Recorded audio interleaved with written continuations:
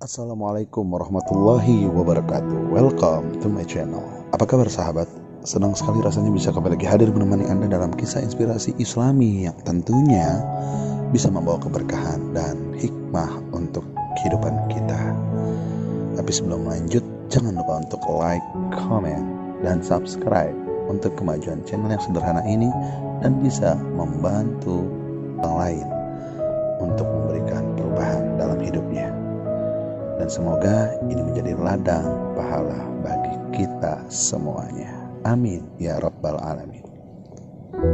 Sahabat yang dimuliakan oleh Allah Subhanahu wa ta'ala, bicara tentang tukang kebun, pasti yang di benak kita dialah penjaga kebun yang mungkin mencari rezekinya dengan cara seperti itu.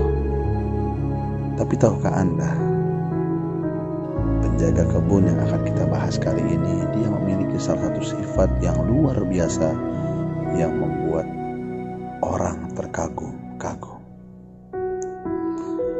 Alkisah ada seorang penjaga kebun buah-buahan bernama Mubarak. Dia adalah orang jujur dan amanah. Sudah bertahun-tahun ia bekerja di kebun tersebut.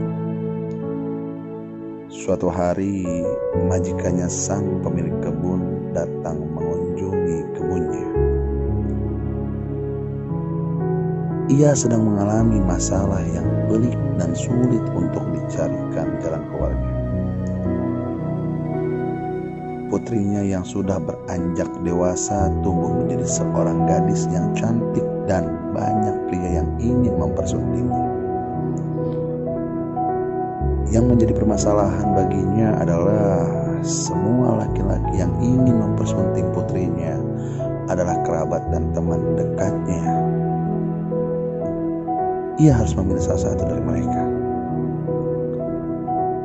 Tetapi ia khawatir jika menyinggung bagi kerabat yang tidak terpilih. Sambil beristirahat dan menenangkan pikiran, ia mencoba mencicipi hasil kebunnya. Dipanggillah Mubarak, sang penjaga kebun tersebut.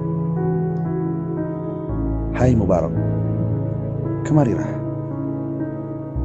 Tolong ambilkan saya buah yang manis," perintahnya. Dengan sigap Mubarak segera memetik buah-buahan yang diminta, kemudian diberikan kepada majikannya. Ketika buah tersebut dimakan, sang majikan ternyata rasanya masam sekali. Majikan Mubarak berkata, "Wahai Mubarak, buah ini masam sekali.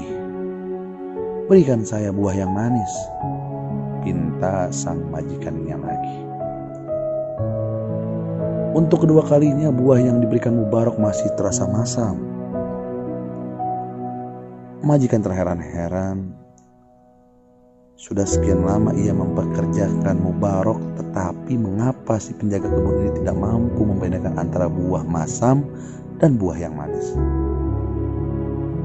Dalam pikirannya, mungkin dia lupa. Dimintanya kembali Mubarak untuk mematikan buah yang manis. Hasilnya, buah yang ketiga masih terasa masam. Rasa penasaran timbul dari sang majikan. Dipanggillah Mubarak. "Wahai Mubarak, bukankah engkau sudah lama bekerja di sini? Mengapa kamu tidak tahu buah yang manis dan masam?" tanya sang majikan. Mubarak menjawab, "Maaf Tuan, saya tidak tahu bagaimana rasa buah-buahan yang tumbuh di kebun ini, karena saya tidak pernah mencicipinya." Aneh,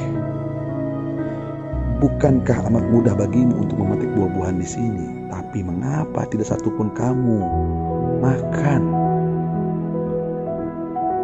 Tanya sang majikan. "Saya tidak akan memakan sesuatu yang belum jelas kehalalannya bagiku.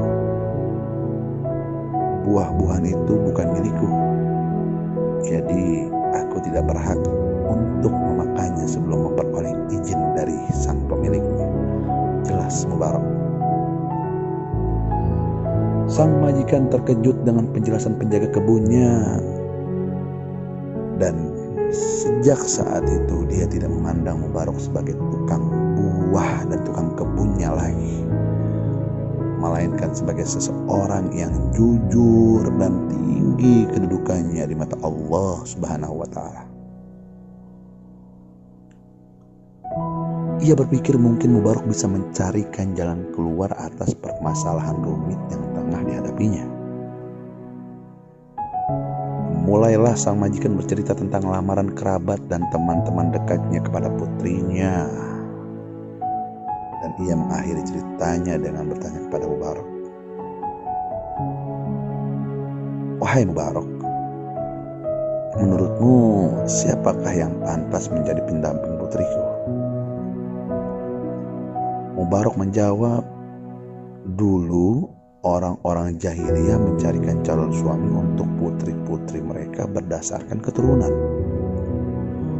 Orang Yahudi menikahkan putrinya berdasarkan harta. Sementara orang Nasrani menikahkan putrinya berdasarkan keelokan fisik semata. Namun Rasulullah SAW mengajarkan sebaik-baiknya umat adalah menikahkan karena agamanya." Sang majikan langsung tersadar akan kekhilafannya. Mubarak benar. Mengapa tidak terpikirkan untuk kembali pada Al-Quran dan As-Sunnah? Islamlah solusi atas semua problematika umat manusia. Akhirnya ia pulang dan memberitakan seluruh kejadian tadi kepada istrinya. Menurutku, Mubaraklah yang pantas menjadi pendamping putri kita, usulnya kepada sang istri, dan tanpa perdebatan panjang sang istri langsung menyetujuinya.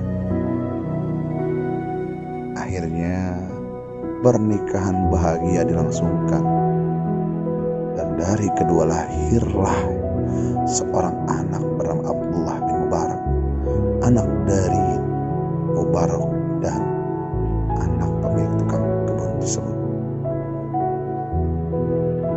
Ia adalah seorang ulama, ahli hadis dan mujahid.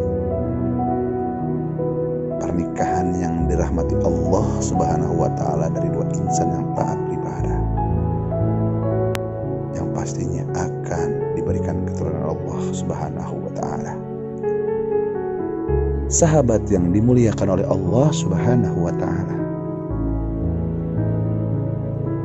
mungkin ini adalah bahasa yang sangat jelas, buah tidak akan jatuh jauh dari pohonnya. Kisah seorang Mubarak yang jujur atas pekerjaannya telah membuka pikiran kita dan tentunya mata hati kita. Tidak semua yang dilakukan atas kehendak kita itu mendapatkan keridhaan Allah Subhanahu wa Ta'ala. Tapi tugas yang diberikan oleh Allah dan pantangan-pantangan yang diberikan oleh Allah jelas bisa mengubah hidup kita. Dan ternyata Mubarak telah menyadarkan kita semua bahwa kejujuran bisa berbuah manis jika kita menentukan dan melakukannya sesuai perintah Allah dan Rasul Shallallahu Alaihi Wasallam. Wallahu a'lam bishawab. Semoga Allah Subhanahu wa Ta'ala selalu menjadikan kita insan-insan yang jujur, bertakwa dan istiqomah di jalannya. Amin ya rabbal alamin. Akhirul kalam, ila liqa wa minkum. Wassalamualaikum warahmatullahi wabarakatuh.